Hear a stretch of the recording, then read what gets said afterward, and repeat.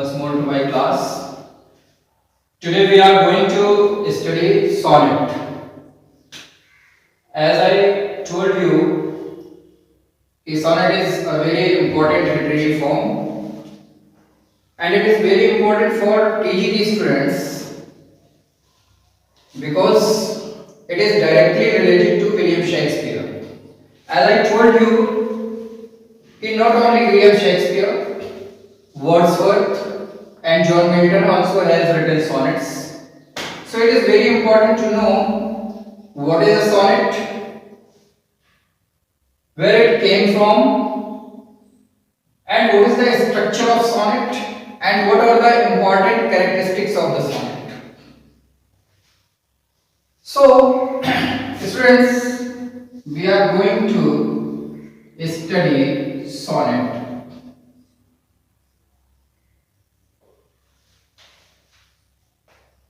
Actually, sonnet is a poem of 14 lines. ये बड़ी common बात है, and everybody knows it. Everybody, everyone who is the student of English literature, he knows very well कि sonnet is a poem of 14 lines. ये तो बहुत बिल्कुल मोटी सी बात है और सब कोई जानता है इस बारे में. तो ये बहुत इंपॉर्टेंट क्वेश्चन यहाँ पे नहीं बनता है कि सोनेट कितनी लाइन की होती है, आपसे टीजीटी में इस तरह पूछा जाएगा. तो इस तरह से हम ये देख रहे हैं कि ये सोनेट 14 लाइंस की एक पोएम है.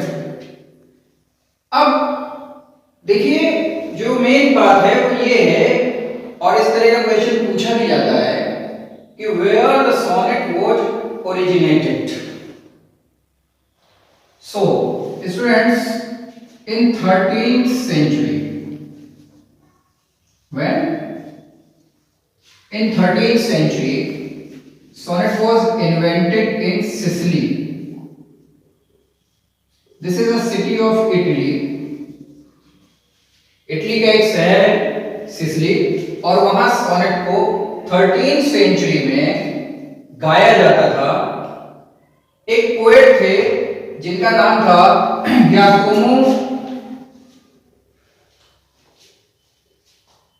Giacomo D shaker. वो है पेट्रॉर्क है, लेकिन but Petrarch is not the inventor of sonnet. Okay, ये है Lentini, Giacomo da Lentini. He is known as the inventor of sonnet. Giacomo da Lentini, he is known as the inventor of sonnet. Where? In Sicily, means Italy. Italy की ये जो जगह है, Sicily नाम का जो शहर है इटली का, यहाँ ये जो गियाकोमो डी लेंटेनी है, ये वहां के जो एम्पेरर थे इटली के, उनके यहाँ नोटरी का काम करते थे, and he was a court poet also there. So this name is very important, Giacomo di Lentini. He is the inventor of sonnet. सबसे पहले जो हमें हिस्ट्री पढ़ने को मिलती है सोनेट की, उससे यही बात पता चलती है कि सबसे पहले जिस व्यक्ति ने सोनेट लिखना शुरू की वो कौन था? गियाकोमो डी लेंटेनी थे. ठीक है, और इन्होंने ऐसा बताया जाता है, खैर ये हमारे लिए बहुत इंपॉर्टेंट नहीं है, 250 मोर देन 250 सॉनेट्स लिखी, मोर देन 250 सॉनेट्स लिखी. तो ये बताओ कि कौन बताएगा तुम लोगों में से कि who has written how many sonnets are written by William Shakespeare? Yes, of course, है ना. This is very easy and very important. Easy जरूर है, लेकिन ये कई बार क्वेश्चन पूछा गया है, याद जान लीजिए. तो 154 सॉनेट्स किसने लिखी? विलियम शेक्सपियर ने. ठीक है ना. तो विलियम शेक्सपियर ने कितनी सॉनेट्स लिखी? 154. अब हम बात कर रहे थे सोनेट की हिस्ट्री की. तो सोनेट स्टार्ट होती है 13th सेंचुरी से. सिसिली एक शहर है इटली का, यानी इन्वेंशन कहां हो रहा है, किस कंट्री में हो रहा है सोनेट का? इटली में, और इटली के किस शहर में हो रहा है? सिसिली में। कौन कर रहा है? Giacomo da Lentini. ठीक है, ये इंपॉर्टेंट चीज है। कितनी सोनेट इन्होंने लिखी? This is not very important. Who is the inventor of sonnet? Giacomo da Lentini. Okay, this is an Italian name. Okay, then अब एक चीज और होती है जो एग्जाम में अक्सर पूछी जाती है कि ये जो सोनेट टर्म है, यानी ये जो टर्म है सोनेट, ये कहां से डिराइव किया गया? ओके, कहां से लिया गया? तो देखिए, इटालियन में एक वर्ड है सोनेटा। इटालियन लैंग्वेज में एक वर्ड है सोनेटा। ओके, ठीक है ना? सोनेट, सॉरी, ऐसे। तो इटालियन लैंग्वेज में एक वर्ड है सोनेटो, और सोनेटो मींस होता है टू सिंग, मींस गाना। Means sonnet is a something that is सung। कोई ऐसी रचना है, कोई ऐसा क्रिएशन है जिसको हम गाने के लिए तैयार की जाती है, यानी जिसको गाया जाता है। तो that kind of structure is called as sonnet. This is very important form of English literature. I told you कि सोनेट तो हमें जाननी है। तो क्या हमने जाना कि सोनेट कहां से डिराइव हुआ, किस वर्ड से लिया गया सोनेट को? ये एक इटालियन वर्ड है, इस बात का भी ध्यान रखिए, इटालियन वर्ड है। तो जाहिर सी बात है कि सोनेट कहां से आ रही है? इटली से आ रही है। इन्वेंटर है इसकी गियाकोमो डी लेंटेनी। तो सोनेटो एक वर्ड है इटली का, और वहां से सोनेट को ड्राइव किया गया। राइट है।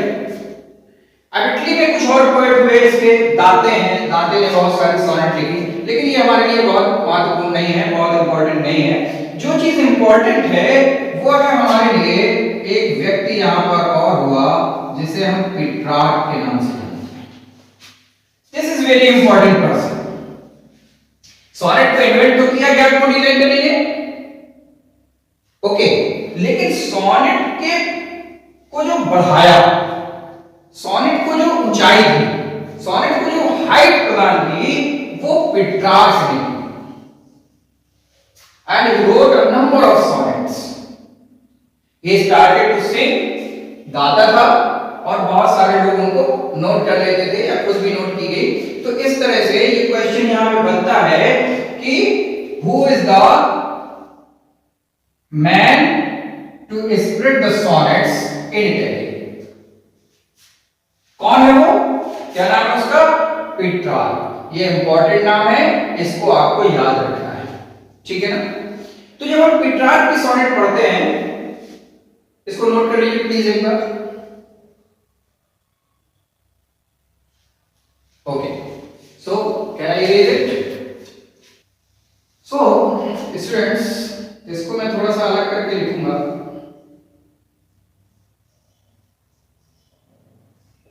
पेट्रार्क। तो क्या हुआ कि पेट्रार्क जो सोनेट लिखते थे, यानी जिसको हम कहते हैं पेट्रार्कन स्टाइल। पेट्रार्क से क्या बना?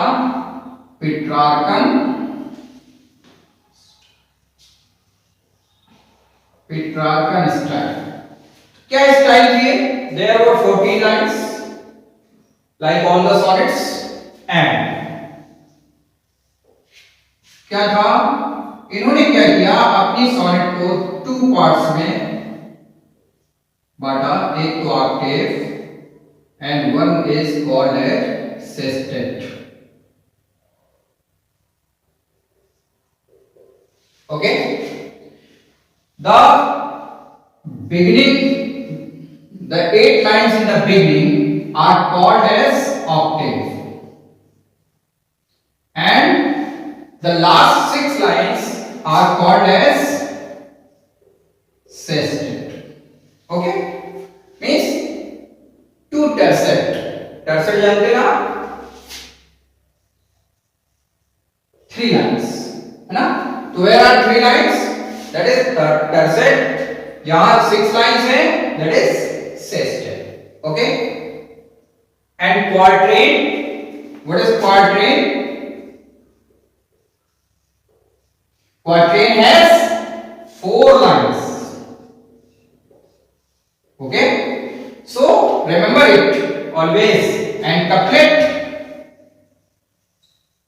couplet has 2 lines, so tercet has 3 lines, and sestet has 6 lines and octave has 8 lines. Clear? So है, अब हम ये देखते हैं कि जो पिट्रार्क की स्टाइल थी वो क्या की उसने ऑक्टेव 8 लाइंस का और सेस्टेट 6 लाइन का। ओके, यानी इसको थोड़ा सा ऐसे समझें कि एक तो उसने ऑक्टेव लिया और दूसरा सेस्टेट लिया,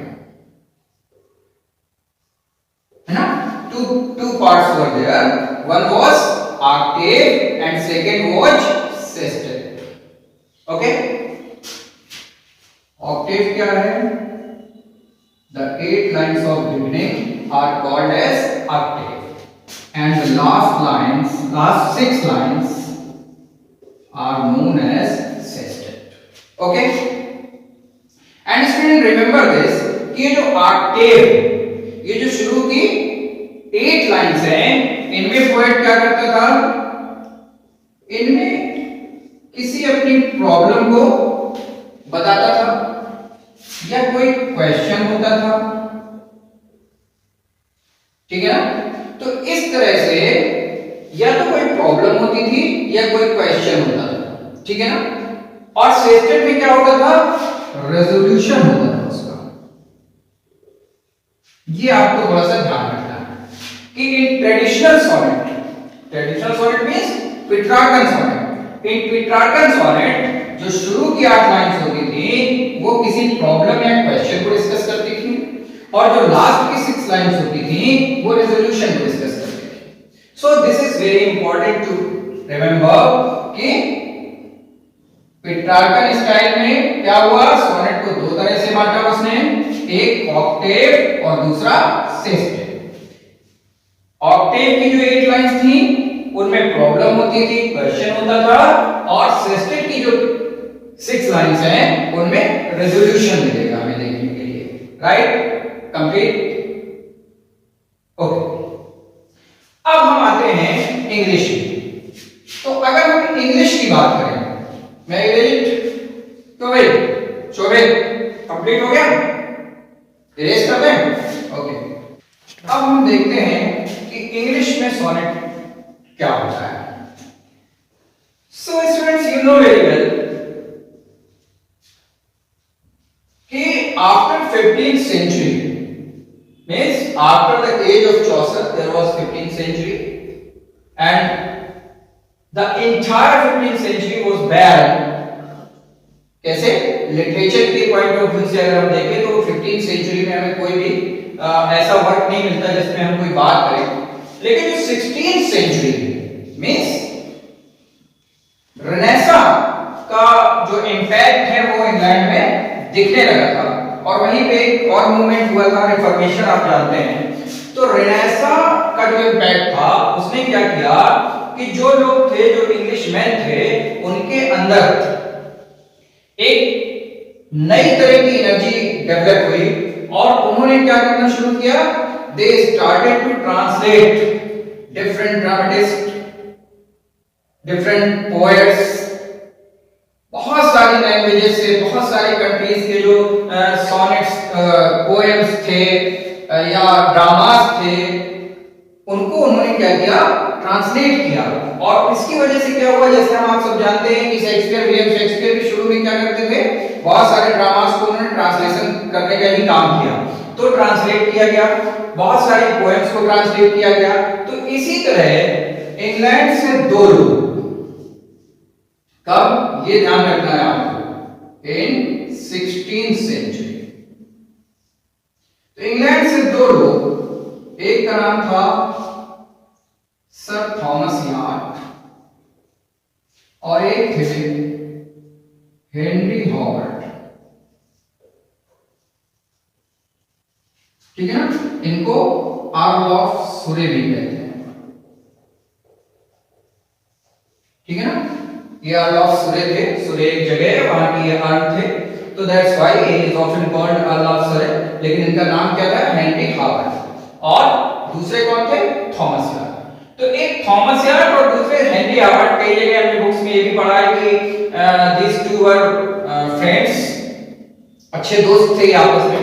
लेकिन उन्होंने क्या किया कि these two men went to Italy. They traveled Italy and they studied the sonnet of Petrarch.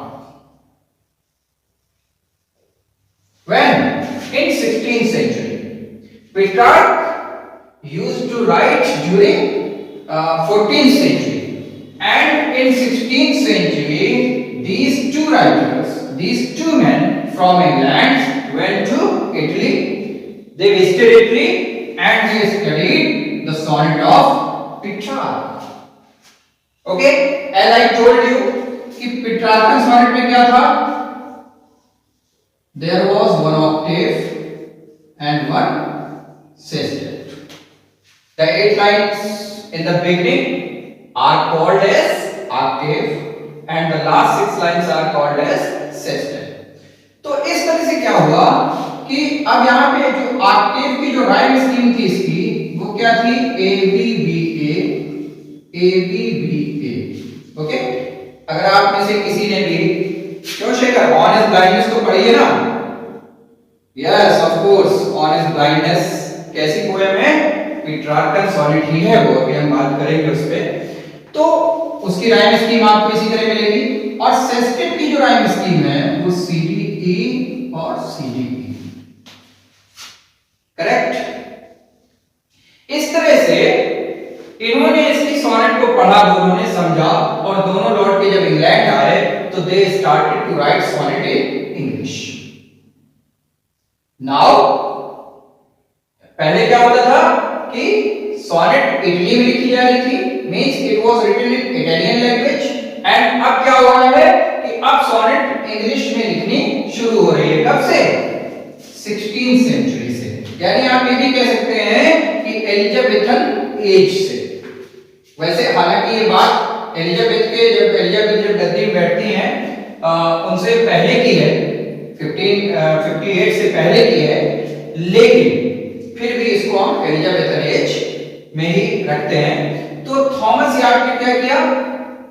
Thomas yard ने पेट्रार्क की सोनेट को, जो स्टाइल पेट्रार्क का था, उसको ज्यों का त्यों कॉपी किया and he started to write sonnet in English. और कैसे लिखना शुरू की?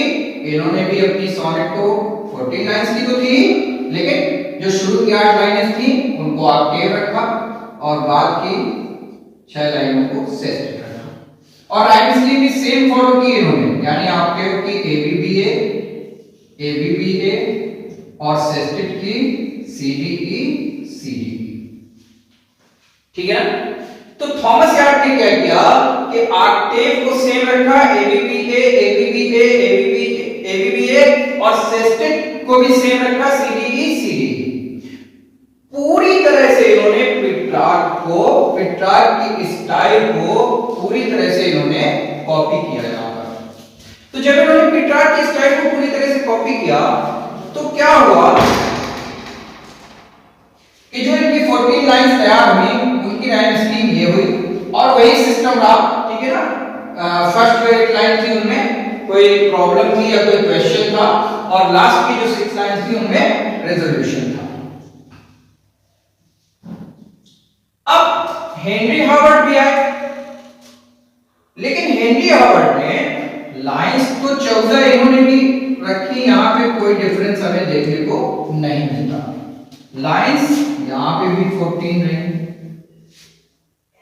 लेकिन डिफरेंस क्या हुआ? हेनरी हावर्ड ने क्या किया? हेनरी हावर्ड ने इस ऑक्टेव और सेस्टेट के सिस्टम को फॉलो नहीं किया।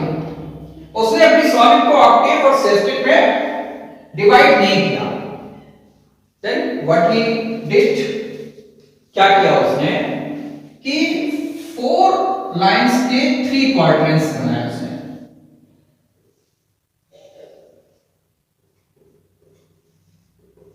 ठीक है ना? 3 quatrains of 4 lines each. Okay? And बाद में एक राइमिंग कपलेट,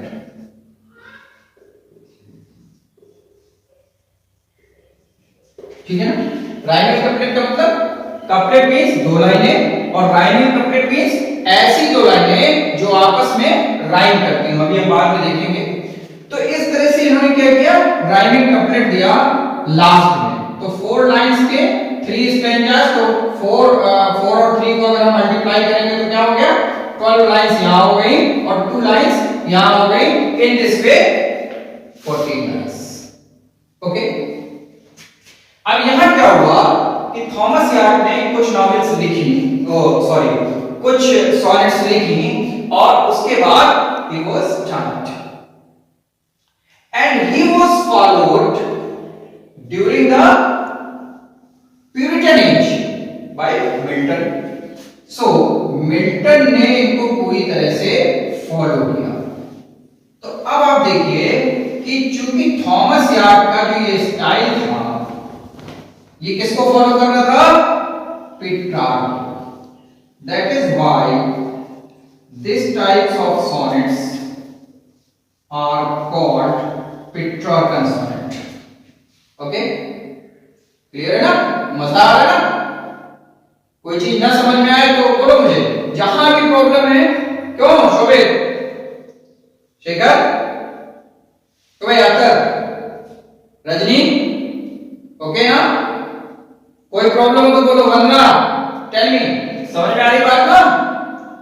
यस, बिल्कुल बिल्कुल, मजा आने वाला है आपको, ऐसे ही मजा आएगा। तो क्या कह रहा है, पेट्रार्कन सोनेट, इसलिए हम इसको कह रहे हैं, लिखी इंग्लिश में जा रही है लेकिन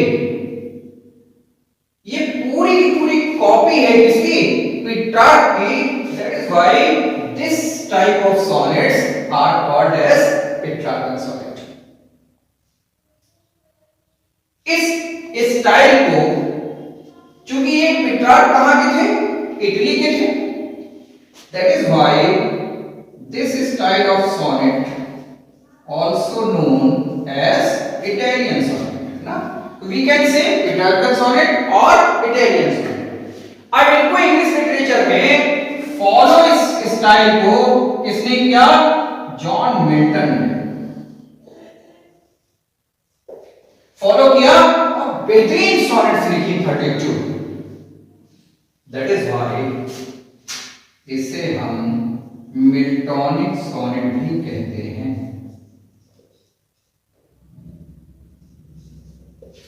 ओके, तो पेट्रार्कन सोनेट और इटालियन सोनेट और Miltonic sonnet are the same thing. Okay, अब हम आते हैं हेनरी हावर्ड ने क्या किया। सो हेनरी हावर्ड ने भी कुछ सोनेट लिखी and after that he was died too and he was an Englishman. अंग्रेज थे, इंग्लैंड के रहने वाले थे। तो क्या हुआ, चूंकि इन्होंने इस स्टाइल को छोड़ दिया और एक नई स्टाइल तैयार की, that is why this kind of sonnets is called as English sonnet, because he belongs to England. We are talking about English sonnet. So Henry Howard ने क्या किया कि लाइंस 14 ही रखी, लेकिन इसको क्या किया, 4 लाइंस, 3 क्वार्टर्स ऑफ 4 लाइंस और राइमिंग कपलेट जो था वो हो गया। तो इस तरह से, चूंकि ये हेनरी हावर्ड इंग्लैंड के रहने वाले थे, तो इनकी सोनेट को क्या कहा गया, इंग्लिश सोनेट कहा गया। एंड हेनरी हावर्ड ने तो कुछ ही सोनेट लिखी, लेकिन विलियम शेक्सपियर आप जानते हैं,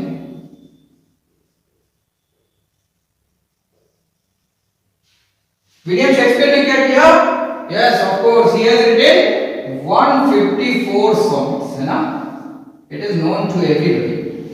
विलियम शेक्सपियर ने 154 सॉनेट्स लिख दी, किसमें, इसी स्टाइल। अब देखिए आप एक चीज और भी जान लीजिए, ये कौन सी राइम स्कीम फॉलो कर रहे थे, यानी इनकी राइम स्कीम क्या थी, A B B A C D E, ठीक है ना। इंग्लिश सोनेट की यानी इनकी जो राइम स्कीम थी हेनरी हावर्ड की, वो क्या थी, इन्होंने क्या दी अपनी rhyme scheme, A B C D EF GG, right है ना? AB CD EF GG, देख रहे हैं आप? Four lines and this is the rhyming concept. Okay, ये क्या है? Four lines and four lines arcade बन गया, three lines and three lines sestet बन गया। ये क्या बना? आर्केड 8 लाइंस का, और ये क्या बना? सेस्टेट, है ना? शेक्सपियरियन सॉनेट में क्या हुआ? 1 2 3 क्वार्टेंस एंड लास्ट में एक राइमिंग कपलेट। ओके, शेक्सपियर ने क्या किया? इस राइम स्कीम को फॉलो किया, यानी इस स्टाइल को फॉलो किया, हेनरी हार्वर्ड वाली स्टाइल को फॉलो किया। That is why and he wrote 154 world famous sonnets. That is why this style is also known as Shakespearean sonnet.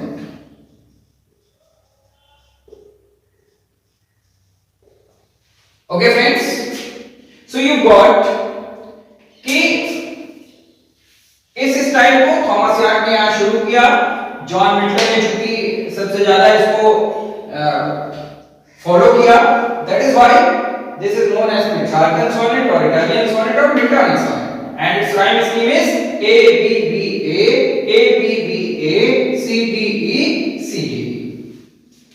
और विलियम शेक्सपियर क्या है? हेनरी हार्वर्ड को फॉलो किया विलियम शेक्सपियर ने। Henry Harvard जी की Englishman थे, इसलिए इनकी सॉनेट को इंग्लिश सॉनेट कहा गया, और विलियम शेक्सपियर ने इनको बहुत ज्यादा फॉलो किया। That is why it is known also as Shakespearean sonnet. Okay, अब देखिए, ये नोट कर लिया आप लोगों ने? ओके, नोट कर लीजिए।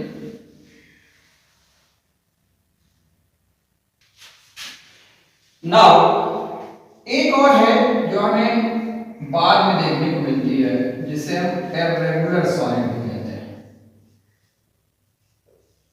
या इसी को अनराइम्ड सॉनेट भी कहा है ना? हाँ, इस पे वर्ड्सवर्थ ने काम किया, और ऑर्डन W.H. ऑर्डन की भी सॉनेट है जो इर्रेगुलर सॉनेट कहलाती हैं। इर्रेगुलर सॉनेट या अनराइम्ड सॉनेट, चूंकि इनके नाम से है, ये क्या करते हैं? किसी भी ट्रेडिशनल जो उसका पैटर्न है सॉनेट का, उसे फॉलो नहीं करती हैं। That is why they are called as irregular sonnet, means there is no rhyme scheme, they follow they do not follow any kind of rhyme scheme, that is why they are irregular sonnet या unrhymed sonnet। और unrhymed sonnet में W.H. Auden की बहुत famous sonnet है the secret agent, ये आप note कर सकते हैं चाहे तो। The secret agent, it was written by W.H. Auden. Okay,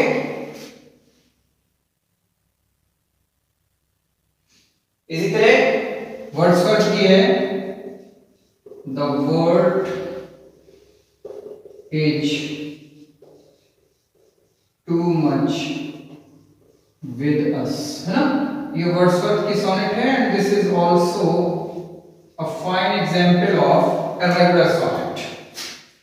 now so friends, अब जो चीजें हमें सॉनेट में और भी याद रखनी है, याद रखने वाली हैं, वो क्या है कि आपको ये याद रखनी है कि जितनी भी सॉनेट हैं, ठीक है, खास तौर से मैं बात कर रहा हूं ट्रेडिशनली सॉनेट की, तो इनको आप पॉइंट बना के नोट कर सकते हैं। यस, पॉइंट्स में इनको नोट कर लीजिए कि traditional sonnets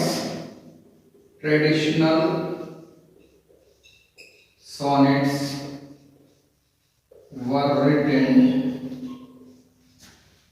in iambic pentameter।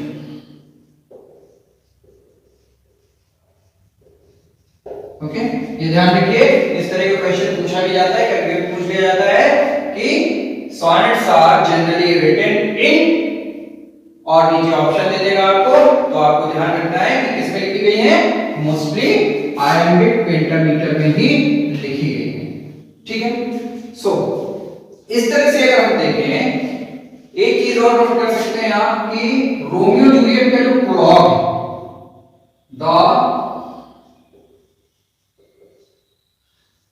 Prologue of Romeo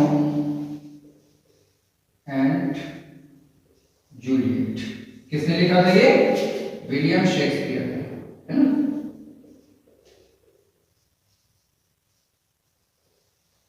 तो विलियम शेक्सपियर का ड्रामा है प्रोलॉग, रोमियो एंड जूलियट। और इस रोमियो एंड जूलियट का जो प्रोलॉग था वो किसने लिखा था? Sorry, the Romeo and Juliet का जो प्रोलॉग था वो भी अपने आप में एक सोनेट थी, है ना। दैट वाज अ सोनेट, ये आपको याद रखना है, ठीक है। दैट वाज अ सोनेट, क्या? हाँ, it was a sonnet. Romeo and Juliet का जो प्लॉट था वो क्या था? वो एक सोनेट था। इसी तरह से जो एपिलॉग है, ठीक है, एपिलॉग ऑफ, हाँ, एपिलॉग ऑफ हेनरी फिफ्थ का जो एपिलॉग है वो भी एक सोनेट है, ठीक है ना। हाँ, ये याद रखने वाली बातें हैं, ठीक है, इनको पॉइंट बना के नोट कर लीजिए।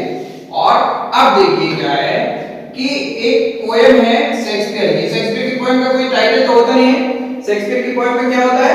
नंबर होता है। तो शेक्सपियर की एक पोएम है, पोएम नंबर 145, यानी सोनेट नंबर 145। सोनेट नंबर 145 है शेक्सपियर की, विलियम शेक्सपियर की, जिसका फर्स्ट लाइन है जिसकी, दो lips that loves own hand did make. क्योंकि टाइटल तो होता नहीं था शेक्सपियर के सोनेट्स में, तो सोनेट नंबर 145 आप याद कर लें। और ये इसलिए इंपॉर्टेंट है कि शेक्सपियर की सारी सोनेट या सभी लोगों ने सोनेट में आयामिक पेंटामीटर को यूज किया, लेकिन शेक्सपियर की ये जो सोनेट है, यानी sonnet number 145, it is written in iambic tetrameter, ये ध्यान रखना है।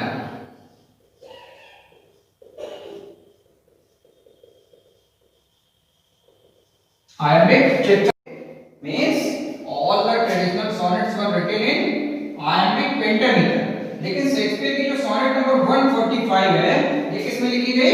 आयम्बिक टेट्रामीटर में लिखी गई। ओके, तो इस तरह से ये कुछ पॉइंट्स है जो सोनेट के बारे में आपको याद रखना। स्टूडेंट्स देखिए, मैं आपको ये बताना चाहता हूँ कैसे राइम स्कीम काम करती है, यहाँ पे हम इसको और अच्छी तरह से समझ पाएंगे। तो देखिए, जो पोएम्स आपके सामने हैं ये आपको इस पोएम से अच्छी तरह से परिचित है। When I considered how my life is spent, इसका जो टाइटल है वो है ऑन हिज ब्लाइंडनेस, है ना। ऑन हिज ब्लाइंडनेस जो टाइटल है ये बाद में इसको दिया गया, पहले ये बाद में इसको दिया गया, पहले मिल्टन ने इसको कोई टाइटल नहीं दिया था, बाद में इसको टाइटल दिया गया। तो when I considered how my life is spent, तो ये मिल्टन की सोनेट है, ये किसको फॉलो करती है? जैसा कि आप जानते हैं ये पेट्रार्कन सोनेट को फॉलो करती है, यानी पेट्रार्कन सोनेट, मिल्टॉनिक सोनेट या एडेनियन सोनेट, जैसा कि मैंने शुरू में बताया था। अब अगर हम स्टूडेंट देखेंगे इसको, तो देखिए इसमें क्या है, ये 4 लाइंस हैं और ये 4 लाइंस हैं। तो 4 लाइंस ये 4 लाइंस ये मिलके ये दोनों क्या बन जाती हैं? जैसा कि मैंने आपको बताया था ये ऑक्टेव बन जाती हैं। लास्ट की 4 लाइंस यहां तक हैं, लास्ट की ये 3 लाइंस और ये 3 लाइंस, यानी ये जो टर्सेट है ये मिलके पूरी ये क्या कहलाएगा?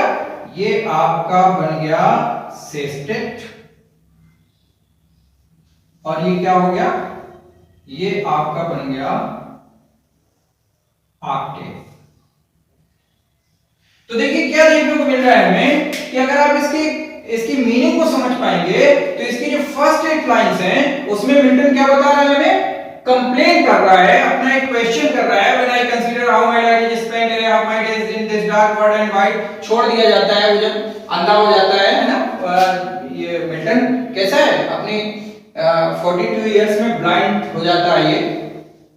तो इस तरह से क्या होता है कि ये जो है ब्लाइंडनेस में इस पोएम को लिखता है, तो पहली जो ऑक्टेव है उसमें हमें क्या देखने को मिलता है, क्वेश्चन देखने को मिलता है, और यहां जो सेस्टेट है इसमें रेजोल्यूशन देखने को मिलता है। चलिए जल्दी से इसकी राइम स्कीम देख लेते हैं। जैसे कि हम जानते हैं पीटरसन सोनेट की राइम स्कीम क्या है, A B B A C D E. Okay friends, A B B A B B A C D E. अब अगर आप ध्यान से देखेंगे तो देखिए जहां जहां ए लिखा है ना, इनकी राइम स्कीम को आप मिलाइए। यहां क्या है, spent, bent, present, prevent. The same rhyme scheme is there.